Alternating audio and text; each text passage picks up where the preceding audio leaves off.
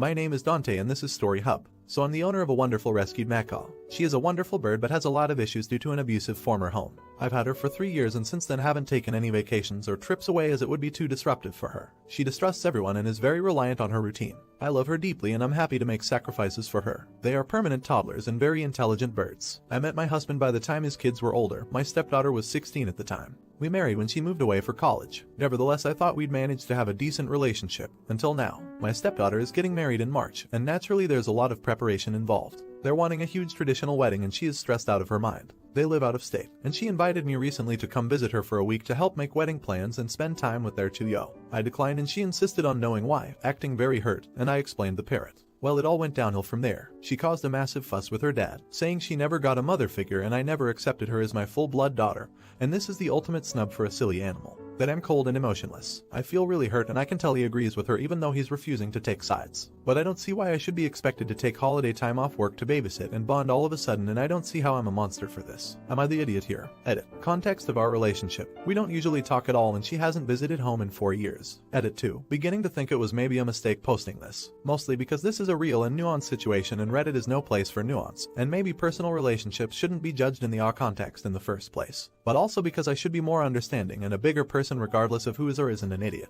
Life is too short to be butthurt and offended. I called my stepdaughter and told her that I understand this is a big moment in her life and she wants someone there to help and support her, and that I'm still willing to help her in any way I can to plan the wedding via Zoom and virtually. We talked a bit and I asked her why she hadn't accepted me reaching out in the past, and she apologized and said she didn't want to accept someone as a stand-in, fake replacement for her bio mom, but now she regrets it and would like a closer relationship, especially seeing how close her so is with his mom. We ended the conversation positively and I'm hoping things can improve going forward. I told her I'm a crazy bird lady and asked her if she still wants a relationship knowing that, and she said that after the wedding she's willing to travel to visit us if we have room. Which we do. I'll leave this post up but I'm happy either way and I'm glad the feedback here motivated me to make the call. You're an idiot. It's a freaking bird. Opus, what planet do you live on? This really shows that you do not care at all for your stepdaughter, and truthfully, if I was her, this would be the last I see of you. Just imagine if it was your biological daughter. I know you would not have the same tone about your precious bird. Not an idiot. Unless you know parrots in general, and how finicky they can be, especially abused ones.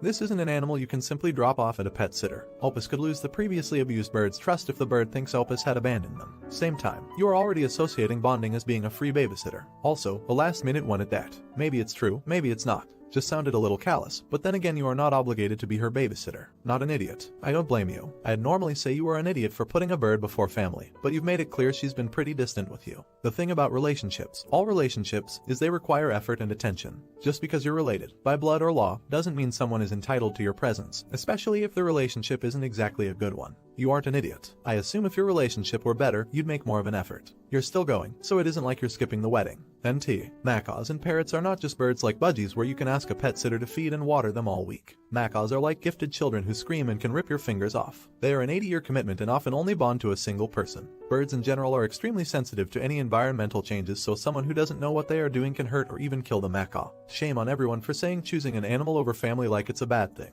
The macaw seems more like family than her stepdaughter. If it was that big of a deal, then stepdaughter would help make accommodations rather than just want a babysitter. Now for the next story. Am I an idiot for telling my wife it was a mistake to stay at a baby shower? So my wife, female 26, and I, male 28, have been married for a year and began trying to conceive in September. No luck so far, but the doctor did say at our first appointment that it typically takes close to a year for most couples to conceive. She's been telling people that she's infertile, which isn't true. The doctor said she isn't. My wife and I went to my work Christmas party in mid-December, where my wife met my coworker's wife, let's call her Mary, and they took a liking to each other. Mary was pregnant and invited my wife to her baby shower, which was yesterday, and my wife sounded excited to go. I asked her when we were alone if she thinks she'll be fine. I know my wife and I know what typically bothers her. I knew she wouldn't bask in happiness over someone else's pregnancy, so I urged her to think it through. She said she's fine and she was excited, so she went. The baby shower was yesterday. About 40 minutes in, she calls me and asks me to come. I was at a cafe nearby because I knew she wouldn't stay long. I find her at the entrance of the house crying and a bunch of women consoling her. When she saw me, she came to me and pulled me to the garden to talk. She said she was dancing and looked at Mary's pregnant belly and couldn't take it anymore, started crying and ran out.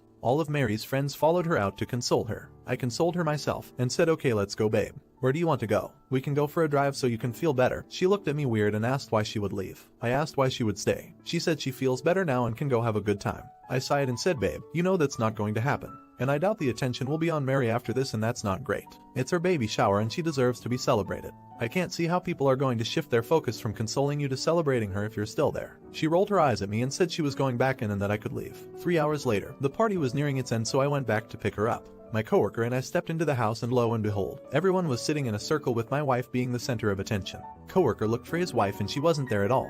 He called her and she said she had left ages ago. My wife and I entered the car and I first asked her how she was feeling and we spoke about it for a few minutes. I then asked her what happened and why Mary left. She said, oh crap, Mary, I forgot to say bye to her. I told her Mary left ages ago. I then said, I know you're going through a hard time, but why on earth would you and her friends do this? If they consoled you for a few minutes, that's fine, but the entire party. We really should have left earlier. She looked at me so offended and said, are you Mary's husband or mine? We stared at each other for a while and just drove home in silence. I told her I wanted to talk to her this morning to sort things out, but she ignored me and left the house. Not an idiot. Your wife turned someone else's celebration into her own pity party, to the point that the guest of honor left her own shower and didn't realize she did anything wrong. Do you really want to have a child with a woman like that? Not an idiot. I don't really know where to start with this. Your wife sounds like a lot. You've only been trying to conceive since September. That's hardly any time at all. It's very unusual to get pregnant straight away. There is no evidence there's an issue, yet she's acting like she's having fertility issues, which is very attention-seeking behavior and pretty insensitive to people with real problems. Then she meets this woman just a few weeks ago, goes to her baby shower and completely ruins it and makes it all about herself. That's really horrible. Not an idiot. I don't blame her for the initial distress, but this could have all been avoided had she just left with you when you suggested it.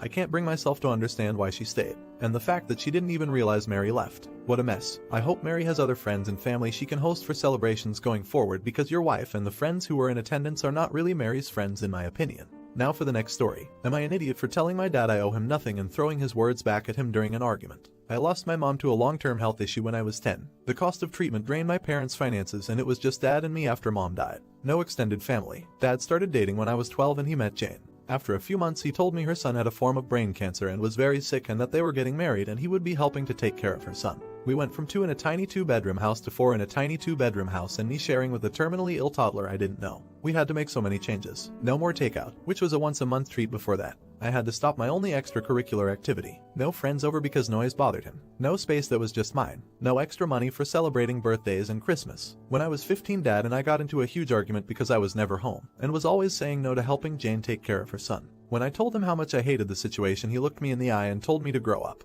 He also told me that I was old enough to understand that life wasn't always easy or fun, and that a rougher life can build character. He told me we grew our family, which was a good thing, and one of the consequences of that sometimes is having less, but that it was worth it for the extra love. I told him that was bullshit. He told me I was not his whole life and he was not going to stop doing what he wanted to do because of me. Then he told me to never, ever say anything negative about his stepson because he was a kid and didn't need to know I resented him for being sick. After that talk I was even more distant and left when I was 17, right after graduation, and couch surfed until I went to college. I graduated high school at 17 and turned 18 that October. I didn't stay in touch. When I was 19 I heard that Dad's stepson had died. In college I met my wife and we got married this past June. Then in November my dad showed up and told me he wanted to talk. I shut the door in his face. He kept showing up where I was to talk. After getting annoyed with him I agreed to meet him for a coffee. He told me how he'd ended up divorced from Jane and how his stepson had died, and he looked disappointed when he learned I knew. He told me how he'd been struggling a lot and how he was hoping I could help him out. I laughed in his face and told him he had some nerves. He mentioned how he'd spent a lot of money on finding me and he wanted us to repair things, but he also needed my help.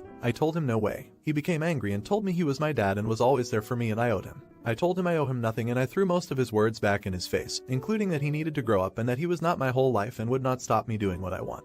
It became a bit of a scene. He told me at my age I should have grown more compassion. Am I an idiot? Not an idiot. Your dad sacrificed you so that he could frick. And as things turned out, the family he created wasn't all that real after all. He was just a patsy to help take care of a sick kid. You owe him nothing. Not an idiot. He was already struggling financially due to your mother's health issue. Decided to still date a woman and help taking care of her son despite knowing perfectly well that he didn't have the money to do that and take care of you at the same time. He basically didn't give a damn about you for years, and now that the child is dead and the mother finished sucking him dry, he suddenly remembered he has a son and came begging for money. If I were you, I would have closed the door on his face repeatedly until he understood the message. Not an idiot. Also, you're the idiot for calling Opus heartless because he resented a father for taking on a dying kid. You all forget that they were never in a financial position to do so. The father could barely afford to take care of Opus. I'm all for helping people. Hell, I give a lot of money to charity every year, but that shouldn't come at the expense of someone who you choose to bring into the world. If OP's father was in a good financial position, it makes all the sense in the world, but he wasn't.